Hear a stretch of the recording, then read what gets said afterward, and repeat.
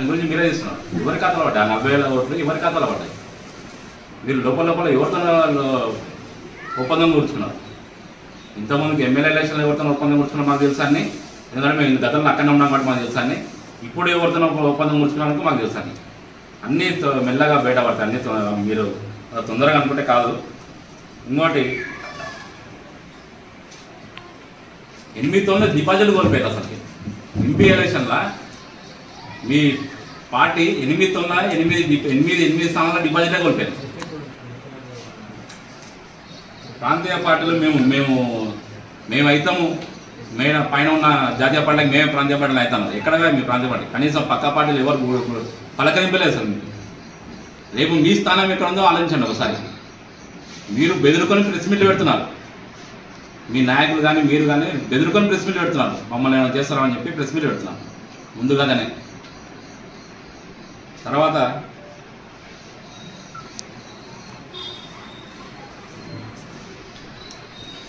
కానీ ఏ మీటింగ్ల కార్నర్ మీటింగ్లు కానీ ఏ రోజు కానీ మా రాష్ట్ర ప్రణాళిక ఉపాధ్యక్షుల గురించి కానీ చిన్నారెడ్డి గారి గురించి కానీ మిగతా వేరే పేర్లు పెట్టి ఏనాడు ఎవరిని కించపరిచే విధంగా మాట్లాడలేదు. మీరెందుకు చెప్తున్నారు? మా లోపల ఏమైనా జరుగుతుంది. మీకేం అవసరం? మీరు ఏమైనా మాట్లాడుతున్నారా? జరిగిన ఇంత గతంలో మాట్లాడినట్టు మళ్ళీ ఎప్పుడు రోజు రాజుకుంటే కలిసి మాట్లాడుకుంటున్నారా? ఇద్దరేమన్నా మీరు మాట్లాడండి నా గురించి, లేకపోతే నా గురించి మీరు మాట్లాడండి చెప్పుకుంటున్నారా? ఇద్దరు. అసలు మీకేం అవసరం? మా పార్టీ గురించి మాట్లాడడానికి మీకేం అవసరం? మేము బయట రచ్చ చేస్తామా లోపల రచ్చ చేసుకుంటామో అది మా ఇష్టం. మా ఎమ్మెల్యే గారు ఏనాడు ఎవరి పేరు బయట పెట్టలేదు. ఏం జరిగినా ఆయన తన లోపల పెట్టుకున్నాడు. అందరినీ మంచి చూసుకుంటున్నాడు. మా ఎమ్మెల్యే గారు ఎంత మంచిగా చూసుకుంటున్నాడు అంటే గతంలో జరిగిన సరే ఎన్నికలు అయిపోయినాక ప్రతి ఒక్కరు సాయం కోరడానికి వస్తారు. ప్రతి ఒక్కరు సాయం కోరినప్పుడు ప్రతి ఒక్కరు చేయి జాపి అడిగినప్పుడు ప్రతి ఒక్కరు సాయం చేసి పంపించిన వ్యక్తి ఆయన. మళ్ళీ మీ గతంలో మీ మాజీ మంత్రి గారు ఏం చేసినారు? మేము కౌన్సిల్లో ఉండి మేము అడిగినాం, చనిపోయినారు ఇట్లా వచ్చి పలకరించండి, ఇట్లా వాళ్ళకి డబ్బులు అవసరం ఉంటే ఏదో సాయం చేయండి. డైరెక్ట్ ముఖం మీదనే ఎవరి కౌన్సిల్లో ఎవరి పరిధిలో ఉంటే వాళ్ళే చూసుకోండి, నాతో రాకండి అని చెప్పిన వ్యక్తే మీ నాయకుడు. అదే ప్రజాస్వామ్యంలో ఉండేది నాయకుడు లక్షణాలు అవేనా? ఇదా చెప్పేది ఒక ప్రజా మాటలు. అందుకని చెప్పి మేము ఆయన వల్ల మేము ఉండలేమని చెప్పి బయటకు వచ్చినాం. వచ్చి ఈతలో మాకు న్యాయం జరుగుతుంది కాబట్టి మేము ఈతలు వచ్చి దాని న్యాయంగా ప్రజలకి సమస్య తీరుతుంది కాబట్టి పేద ప్రజలకి అండగా ఉంటుందని చెప్పి ఆ విధంగా మేము వచ్చి అండగా నిలుస్తున్నాం. తర్వాత వీళ్ళు అవినీతి అంటున్నాం. అవినీతి ఉంది, ఎందుకు లేదు? ఆయనేమో పెద్ద తిమింగలం, ఈయన చిన్న తిమింగలం. పెద్ద తిమింగలేమో చెరువు కట్టలు, భూములు, వేరే ఐదాలు ఏమైనా ఉంటే భూదందాలు, ఈ చెరువు కట్టలు, మిగతా ఏమైనా భూమి కనబడుతుంది దూరంలో భూమి కనబడంటే అయిపోయి. ఇక చిన్న తిమింగలేమో ఈ రోడ్డు మీద వీధి వ్యాపారంతో ఉన్న డబ్బాలు, ఏమైనా కాంట్రాక్ట్లు ఏమైనా ఉంటాయి దాని గురించి తీయడం, వాళ్ళని బాగా క్షోభ పెట్టి వాళ్ళతో పైసలు వసూలు చేయడం. ఇవన్నీ మొన్ననే కదా, మొన్న ఎలక్షన్ అయిపోయిన మొన్ననే కదా రాజ్యోగులు కొట్లాడింది. ఇప్పటికి డబ్బాలకి ఇంకా పైసలు వేయాలి, డబ్బాలకి ఇంకా 2-3 పైసలు వేయాలి. ఇంతవరకు వాళ్ళతో 50,000 వసూలు చేసింది, 50,000-70,000 వసూలు చేసింది.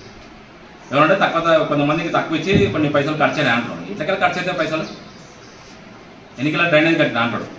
వాళ్ళకి అడుగుతుంది డ్రైనేజ్ ఎవరు కడతారు? కాంట్రాక్టులు కడతారు. కట్టి బిల్లులు తీసుకుంటారు మున్సిపాలిటీకి. ఏమైనా ప్రైవేట్ వ్యక్తులతో కట్టించి ఈయన పైసలు తీసుకుంటారు. ఏమన్నా ఇదే పద్ధతి. ఆయన చైర్మన్ కదా, ఆయన ఇంత రాజకీయ పార్టీలు లేడా? తెలియదా?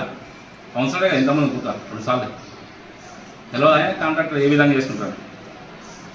అట్లా మొత్తం అందరితో వసూలు చేసి మొత్తం అవినీతి పరంగా, మొత్తం మున్సిపాలిటీ మొత్తం అవినీతి పరంగా చేసిండు.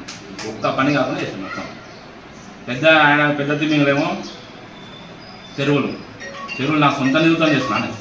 సొంత నిధులు ఎక్కడ టఫైట్స్ వెళ్ళి 5 కోట్ల దాదాపుగా 5 కోట్ల వరకు చేసిండు. ఏమంటే నా సొంత నిధులతో నేను 50 లక్షలు తెచ్చి పెట్టినా లాసైనా అన్న. 50 లక్షలు మొత్తం చిట్టా తీసిన మొత్తం చిట్టా తీసిన అలాగే మొత్తం టఫైట్స్. మీకు తెలుసు కదా, ఎంపీ ఎలక్షన్లు వచ్చారు 2 నెలలు. అంతకుముందుకు గెలిచేవక 3-4 నెలలే. ప్రభుత్వం ఏర్పడిన అసలు అప్పుడే మేము ముందరికి రయ్యా పోయి కాలువ ఇప్పుడే కట్టాలి, మేము ఇప్పుడే రోడ్డు కటింగ్ చేయాలంటే ఈడ పని కాదు. ఒక ఇల్లు కట్టాలన్నా కింద బేస్మెంట్ లేవాలి. 6 నెలలు 7 నెలలు పడుతుంది. ఒక ఇల్లు సంవత్సరం పడుతుంది. కానీ డబ్బులు చేతిలో ఉంది, ఆయన సొంత డబ్బులు తను కట్టుకుంటేనే సంవత్సరం పడుతుంది. లేదంటే అయినా ఎవరితో బాగేసుకుంటే అది 3 సంవత్సరాలు పడుతుంది, టైం పడుతుంది. కొంచెం మంచిగా మేము ఒక కొత్తగా వచ్చినాం, పరిపాలన సాధించాలంటే కొంచెం టైం పడుతుంది. మీరు 5 నెలలకు ఓడ్చుకోలేకపోతున్నాం, అసలుకి మీకు ఓకే లేదు అసలుకి. చూస్తాం మీ సంగతి ఏదో చూస్తాం. ఆ ఛాయిస్లో కంపల్సరీ అవినీతి అనేది బయట వెళ్తాం, టైం పడుతుంది. అది ప్రభుత్వ గవర్నమెంట్ ఆఫీసులు ఏ విధంగా చేయాలన్నా ఆ విధంగా చేసుకుంటూ పోతారు. మేము అన్ని తీసినా ఎంక్వైరీ చేస్తున్నాం, అన్ని మూట కట్టబడి సార్ ఇస్తాం. ఆ రోజు బయట పడతాం. మీది ఆయనది అందరికీ బయట పడతారు సంగతి, అందరి సంగతి చూస్తాం. కంపల్సరీ చేస్తాం, అభివృద్ధి కంపల్సరీ చేస్తున్నాం. ఆల్రెడీ మొన్ననే కాంట్రాక్ట్లను పిలిపించి వాస్తవంగా నా ఆధారంలో జరిగిన కాంట్రాక్ట్ పిలిపించాం. ఎందుకంటే గతంలో ఈయన మళ్ళీ మేమే ప్రభుత్వం వస్తామని చెప్పి కాంట్రాక్టులను మభ్య పెట్టించి వాళ్ళకి పెండింగ్ బిల్లులు పెట్టించి ఆ సీసీ రోడ్లు కానీ, ఆ డ్రైనేజీలు కానీ, మన రోడ్ కటింగ్ కానీ, మిగతా కరెంటు స్తంభాల వర్కులు కానీ ఇవన్నీ మళ్ళీ నెక్స్ట్ వచ్చేది నేనే అని చెప్పి ఆయన వీళ్ళని మభ్య పెట్టించి మొత్తం పెండింగ్ బిల్లులు పెట్టుకుంటూ వెళ్ళి అవి దాదాపుగా ఇప్పటికీ 220 కోట్లు జమ అయినాయి. ఎవరి వాళ్ళకి కాంట్రాక్ట్ పైసలు. మా ఎమ్మెల్యే గారు గతంలో కాంట్రాక్ట్, ఆయనకు తెలుసు కాంట్రాక్ట్ బాధ లేదో తెలుసు. అందుకని పిలిపించండి, టోకెన్ నెంబర్లు ఇవ్వండి, నేను చేపిస్తా. సరే మీరు ఏమైనా ఉండండి, ఆ పాత పనులు ఏమైనా ఉంటే మిగిలిపోయిన పనులు ఉంటే ఇవ్వండి, నేను పోయి ఆ మంత్రి గారితో ముఖ్యమంత్రితో మాట్లాడి నేను చేపిస్తా, మీరైతే పనులు మొదలు పెట్టండి. నేనేమి ఆపను, మనకు వనపడితే అభివృద్ధి జరగాలి, కంపల్సరీ మిగిలిపోయిన పనులు అభివృద్ధి జరగాలి. కావాల్సిన కొత్త పనులు నేను ఇంకా తీసుకొస్తాను అమౌంట్ అని చెప్పి ఆయన వాళ్ళకు. మీలాగా మేమేమో వీళ్ళు బయటోళ్ళు వద్దు, వీళ్ళు కాంట్రాక్టర్లు, వీళ్ళు ఆ పార్టీ వాళ్ళు ఈ పార్టీ మేము ఏం చెప్పలేదు. ఏ పార్టీ అయినా సరే కాంట్రాక్టర్లు మేము పని చేయడానికి రెడీగా ఉన్నామని చెప్పి వాళ్ళు మొన్న వచ్చి ఎమ్మెల్యే సార్తో కలిసి వాళ్ళ బాధలు చెప్పారు. ఇన్ని నెలలు పెండింగ్ అయినాయి మావి, అసలు మొత్తం పెండింగ్ పెట్టిపోయింది. ఒక్క పైసలే కదా ప్రొసీడింగ్ కాపీలు తీసుకొచ్చి వీటిని చేతిలో పెట్టిండు. చూసాడు జీరో ఉంది, జీరో బ్యాలెన్స్ మొత్తం. ఏమనంటే ప్రొసీడింగ్ కాపీలు తీసుకురావడం పెట్టడం, అనే కలెక్టర్ని బెదిరియాలి, కింద ఎంఆర్ఓని బెదిరియాలి, రాత్రికి ప్రొసీడింగ్ కాపీలు రెడీ చేయాలి, తీసుకురావాలి. అన్నీ ఆయన చేతిలో జరిగింది. ఎందుకంటే అపర మేధావి గమనించి సరే అంటున్నా కానీ అపర మేధావి మమ్మల్ని వనపట్ల అపర మేధావి అనేది చదువుతున్నా కాదు. అతను పెరిగే వ్యవస్థను బట్టి, అతను తిరిగే మన ప్రగతిని బట్టి, దాన్ని బట్టి నేర్చుకొని కొన్ని పరిజ్ఞానం ఉంటాయి కాబట్టి ప్రతి ఒక్కరికి కనీసం అవగాహన ఉంటాయి.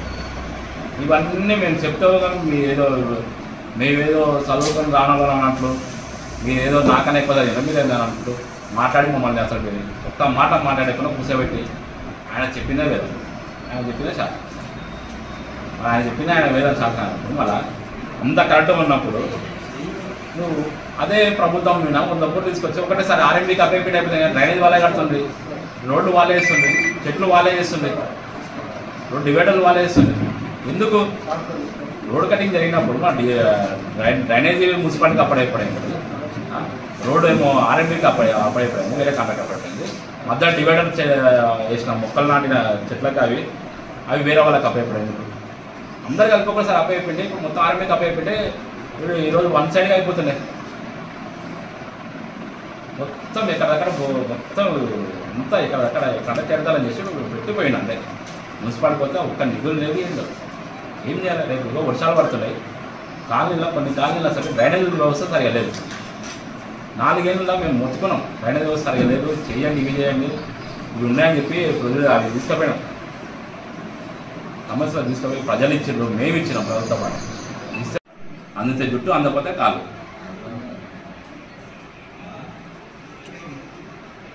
మొత్తం అవినీతి పరం చేసిన మొత్తం మిమ్మల్ని కర్రలు కాల్చి వాత పెట్టి మిమ్మల్ని ఇంట్లో కూర్చోబెట్టి మీరు మీకు ఇంకా బుద్ధి రాకపోతే రేపు జరగబోయే ఇంకా స్థానిక ఎలక్షన్ కానీ, జెడ్పీటీసీ కానీ, ఎంపీపీ కానీ, సర్పంచ్ ఎలక్షన్ కానీ అప్పుడుగా మళ్ళీ చూపిస్తారు మళ్ళీ బుద్ధి. ఆ రోజు మళ్ళీ ఇదే జరుగుతుంది. మేము మళ్ళీ భారీ మేస్తాం, మేము మళ్ళీ గెలుస్తాము. మళ్ళీ మా చైర్మన్, వైస్ చైర్మన్ కానీ, రేపు జరగబోయే జెడ్పీ చైర్మన్ కానీ అన్నీ మేమే కైవసం చేసుకుంటాం. అంటే అవినీతికి పాయింట్ సెట్ వేస్తే వీళ్ళిద్దరు కూడా చూస్తారు. ఇప్పటికీ ఆయన పెద్ద ఆయన ఈయన ఇద్దరు అంత అవినీతి ఉంది సార్. ఇప్పుడు రోడ్డు కటింగ్ అంది, రోడ్డు కటింగ్ చేశారు. ఎవరోటి లబ్ధి పొందించిన అసలు రోడ్డు కటింగ్లో కనీసం బయటికి వెళ్ళి కనీసం 100-200 కోట్లు తీసుకురావాలి కదా. డబుల్ బెడ్రూమ్లు 1700 మంది మన ఎంఆర్ఓ ఆఫీస్లో అప్లై చేశారు. అప్పుడు 2020 అట్లా అప్లై చేస్తే 1500 మంది మొత్తం యాప్ పెట్టి మొత్తం మొత్తం జనాలు పడతాం. మొత్తం 1700 మంది ఎంతమంది బీదోళ్ళు అనేది దానికల్లా 540 మంది సంథింగ్ ఎంతమందికి జిప్ సిస్టంలో వెళ్ళింది. మళ్ళీ మిగతా వాళ్ళని మళ్ళీ ఏ విధంగా చేద్దామనే ఆలోచన లేదా మీకు? మళ్ళీ ఆ రోజు మళ్ళీ ఆ డబుల్ బెడ్రూమ్ ఎక్కడైనా మళ్ళీ సరే రోడ్ కటింగ్లో ఇచ్చినాం డబుల్ బెడ్రూమ్ సరే. వాళ్ళకని బీదోళ్ళు ఎవరు పోయిన మొత్తం జాగా పోయిన వాళ్ళకి ఇచ్చినాం. ఏమన్నా ఎంతమందికి ఇచ్చినాం సరే, అది పక్కకెడదాం. 223 డబుల్ బెడ్రూమ్ మిగిలితే దాని లోపల నువ్వు సిఆర్ చేసుకొని వీళ్ళు నిజమైన లబ్ధిదారులు, వీళ్ళు బీదోళ్ళు, వీళ్ళకి రేషన్ కార్డు ఉంది, తెల్ల రేషన్ కార్డు ఉంది, వీళ్ళకి ఎలాంటిది లేదు అని చెప్పి ఊరికేనన్నా దాని సిఆర్ నెంబర్ పెట్టుకొని వీళ్ళకి 223 డబుల్ బెడ్రూమ్ అమ్ముకుంటుంది. వాళ్ళు నిక్కార్స్ అయిన ఉన్నారు. 223 డబుల్ బెడ్రూమ్లో తీసుకున్న వాళ్ళు వాళ్ళు ఏమైనా నిక్కార్స్ అయిన ఉన్నారు. రేపు మొత్తం డబుల్ బెడ్రూమ్ మొత్తం వాళ్ళ దగ్గర నడుస్తుంది. నేను పోయినా ఎంక్వైరీ చేసిన, నేను 2-3 దొరకగా ఎంక్వైరీ చేసిన. ఎవడో కొన్నోడు వచ్చి వాళ్ళు బీరోలు ఉన్నారని వాళ్ళ మీద అజమాయిషీ చేస్తున్నాం. అది ఎవరు తప్పు? మళ్ళీ నీవు ఇచ్చిందే కదా లోపల తీసుకొని. మాది చైర్మన్ మీరు ఇచ్చిందే కదా. మొత్తం బెడ్ తీస్తే 223 డబుల్ బెడ్రూమ్ అమ్ముకున్నాడు తెలియకుండా. కౌన్సిల్ మీటింగ్ పెట్టకుండానే పెట్టినట్టు ఆయన సిఆర్ నెంబర్ పెట్టుకున్నాడు. అయిపోయి కథం 223 డబుల్ బెడ్రూమ్ అమ్ముకున్నాడు మొత్తం. అసలు వీళ్ళు రోడ్డు కటింగ్ వాళ్ళు కాదు, డిప్ సిస్టమ్ తీసిన వాళ్ళు కాదు. మళ్ళీ మిగిలిన వాళ్ళకి మళ్ళీ ఎవరికి కాదు. మళ్ళీ మిగిలిన వాళ్ళకి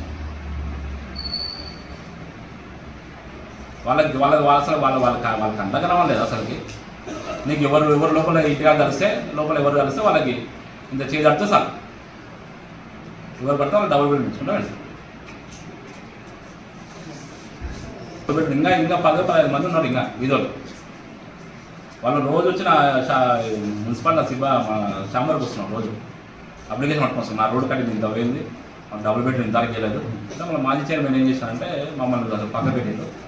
అసలు మమ్మల్ని అసలు రోడ్డు కట్టింగ్ మీరు చేసినాక ఇస్తా అని చెప్పిండు. ప్రాబ్లం వచ్చింది కానీ ఇంతవరకు పట్టించుకోవాలి. అసలు మమ్మల్ని ఛాంబర్ లోపలికి రానియలేదు అసలు. కానీ వాళ్ళు వచ్చి కూర్చొని ఒకటే ఏడుస్తున్నాం.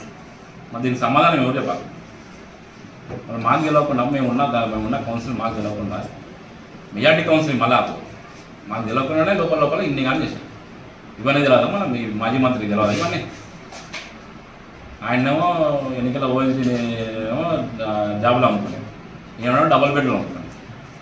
అవినీతి అంటాం. మళ్ళీ అవినీతి ఇది కాదా? మళ్ళీ అవినీతి ఆయన తెలియదా? మేము ఎన్నో మీటింగ్లు అంటాం కదా, ఓఎస్డీ ఇంతగానే అమ్ముకున్నాడు ఇంతగానే చేసిన అంటే కూడా ఆయన ఏమనపాయి అలా బాధ మనం ఈయననుకున్నాడేమ్మా. తీపియాలి ఆయన తీపించుకొచ్చి సిబిఐకి వరకు ఎంక్వైరీ చేపియాలి కదా. సరే నా తప్పు లేదు ఓఎస్డీ పట్టుకోకుండా అని చెప్పాలి కదా. నిన్నమన్నా బయట పడ్డది 700 కోట్ల గొర్రెల స్కామ్. నేను ఒక డిమాండ్ చేస్తున్నా, ఈడొక ఎంక్వైరీ పెట్టండి. 2014 జరిగిన ఎంక్వైరీ పెట్టండి. మొన్న 2020లో జరిగింది, 23లో జరిగినది ఒక ఎంక్వైరీ పెట్టండి. 23-24 జరిగింది పెద్ద స్కామ్. ఈడొక పెద్ద స్కామ్ జరిగింది. మొత్తం ఆయన చేతి దగ్గర నడిచాను. చెప్పమన్నాను వాళ్ళ లీడర్ని చెప్పమన్నాను. మా చేతి దగ్గర నడిచాను వాళ్ళు చెప్పమన్నాను. వాళ్ళే ఉన్నారు కదా అట్లా. ఆయన గొర్రెల కాపర్ల అధ్యక్షుడు ఉన్నాడు, ఇద్దరు డైరెక్టర్ ఉన్నారు. మనం మొన్నసారి సెకండ్ విడత ఇచ్చినప్పుడు మనం వాళ్ళకి ఇచ్చిన అడగండి. వాళ్ళకు ఒక్కటి ఒకటి వేయాలి. మొత్తం మాజీ మంత్రి గారే ఆయన చేతులు నడిపించాడు. ఓఎస్డీ పూర్ణచంద్ర ఇద్దరు కలిసి నడిపించారు. ఈడొక ఎంక్వైరీ చేయాలని నేను డిమాండ్ కోరుతున్నాను. ఇది కాదా అవినీతి? గతంలో జరిగిన ఎలక్షన్లో మా కుటుంబం గురించి మేము మాట్లాడుకుంటుంటే మా పార్టీ వాళ్ళ నేను సంకలెత్తుకొని తిరగడంలో మీ ఆంతర్యం ఏంది? First point. రెండోది, మొన్న జరిగిన మున్సిపల్ చైర్మన్ అవిశ్వాస తీర్మానంలో అవిశ్వాసం పెట్టాలనుకున్నప్పుడు అప్పుడు మీరు ఎవరెవరితో ఎక్కడెక్కడ చర్చలు చేశారో అన్ని విషయాలు మాకు తెలుసు. ఆ విషయం మాట్లాడుతూ ఎమ్మెల్యే గారు అన్నమాట వాస్తవం. ఇది ఇక మీ విజ్ఞతగా వదిలేస్తున్నాను. ఎందుకంటే ఒక పార్టీలో ఉండి ఇంకో పార్టీతో ఆలోచింపడే మనస్తత్వం మేఘారెడ్డి కాదు, మాది కాదు, మా మనస్తత్వం అది కాదు.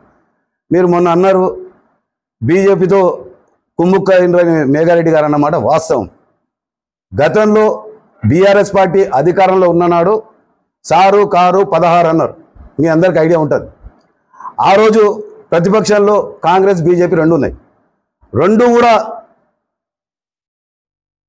అధికార పార్టీతో అదేవిధంగా ప్రతిపక్ష పార్టీతో ఉన్నట్టు ఇద్దరు ఫైట్ చేసుకుంటే ఒకరికి 3 సీట్లు ఒకరికి 4 సీట్లు వచ్చినాయి. మళ్ళీ ఈరోజు కూడా బీజేపీ బీఆర్ఎస్ రెండు ఉన్నాయి కదా, మళ్ళీ మీకు మాకు వచ్చినట్టు ఆ రోజు కాంగ్రెస్ పార్టీకి వచ్చినట్టు మీకు 4, 2, 3 వచ్చేది ఉండే కదా. మరి మీరు 0కి ఎందుకు పోయినరు అంటే మీరు లాలూచి పడ్డది అనేది అది జగమెరిగిన సత్యం. తెలంగాణ ప్రజలందరికీ ఆ విషయం తెలుసు. ఇక మీరు దయ్యాలు వేదాలు వల్లించినట్టుగా ఇంకా మేము ఏదో మాట్లాడితే ఇంకా ఏదో చేస్తే మేము నీతి సూత్రాలు చెప్తే మీరు గొప్ప అనుకుంటే అది మీ విద్యకు వదిలేస్తాం, అది మీ అవివేకం. రెండోది, ఇవాళ కేంద్రంలో ప్రభుత్వం పోటాపోటీగా ఉంది. గతంలో ఎప్పుడైనా అట్లే ఉండాలి ప్రభుత్వాలు, అట్లా ఉంటేనే పరిపాలన సవ్యంగా జరుగుతుంది, ప్రతిపక్షం స్ట్రాంగ్ ఉండాలి. ఇవాళ కేసీఆర్ గారు కానీ మీరు కానీ ప్రతిపక్షం వీక్ ఉండడం వల్లనే మీరు ఇన్ని అరాచకాలు చేసిండ్రు. ఇక ముందు కేంద్రంలో అటువంటి అరాచకాలు చేయరు, అటువంటి చేసే పరిస్థితి లేదు. కనీసం మీకు అక్కడ ప్రాతినిధ్యం కూడా లేకుండా పోయింది. అది మీరు ఆలోచన చేసుకోండి ముందు. అదేవిధంగా ఇంకొక మాట, ఈయన ఉద్యమ పార్టీ ఉద్యమకారులం మేము మళ్ళీ ఓపికతో 14 ఏళ్ళు మేము పోరాడగల శక్తి ఉంది అంటారు. అయ్యా, ఆ రోజు తెలంగాణ ఉద్యమం వేరే, ఇప్పుడు ఉన్నది వేరే. ఆ రోజు తెలంగాణ ఉద్యమంలో ఎలాంటి పదవులు ఆశించకుండా ఎమ్మెల్యేలమైతో ఎంపీలమైతో చైర్మన్లమైతో ఇదైతామో అనే ఉద్దేశంతో ఏ ఉద్యమకారుడు ఉద్యమంలోకి రాలేదు. తెలంగాణ రాష్ట్రమే లక్ష్యంగా తెలంగాణ ఉద్యమకారులందరూ చెత్త ఏరుకున్న కాడిచి బంగారు దుకాణాల వరకు అందరూ ఉద్యమంలోకి వచ్చిండ్రు. ఆ రోజు ఆకాంక్ష ఏంటంటే తెలంగాణ రాష్ట్రమే లక్ష్యంగా పనిచేసిన ఉద్యమకారుల అమరవీరుల త్యాగంతోన ఉద్యమకారుల కష్టఫలితంతోన తెలంగాణ రాష్ట్రం ఏర్పడింది. తెలంగాణ రాష్ట్రం ఏర్పడడానికి మేము ఉద్యమం చేసే కేసీఆర్ వల్ల తెలంగాణ ఏర్పడారు. తెలంగాణ రాష్ట్రం ఏర్పడాలంటే పార్లమెంట్లో బిల్లు పెట్టాలనే సంగతి మీకు కనీసం ఆ విజ్ఞతను ఉందా, ఆ తెలివితేటలను ఉన్నాయి? కనీసం పార్లమెంట్లో మీకు ఆ రోజు కూడా మీరు లేరు. పార్లమెంట్లో ఉన్నది ఆ రోజు కాంగ్రెస్ నాయకులే. సోనియా గాంధీ ప్రవేశపెట్టినప్పుడు భారతదేశంలో కాంగ్రెస్ పార్టీ భూస్థాపితం అవుతుంది, ఆందోళన కాదు భారతదేశంలో పోతాన్న కొడుకు తెలంగాణ రాష్ట్రాన్ని ఇచ్చిన గొప్ప తల్లి. నేను ఇవాళ మా అమ్మ తర్వాత ప్రేమించే తల్లి ఎవరంటే సోనియా గాంధీ. ఈ తెలంగాణ ప్రజలందరూ సోనియా గాంధీ తల్లిగా అసలు సోనియా గాంధీని కూడా మీ నీచ రాజకీయాల కోసం మీరు ఇలా సోనియా గాంధీని కూడా మాట్లాడడం జరిగింది. ఇకపోతే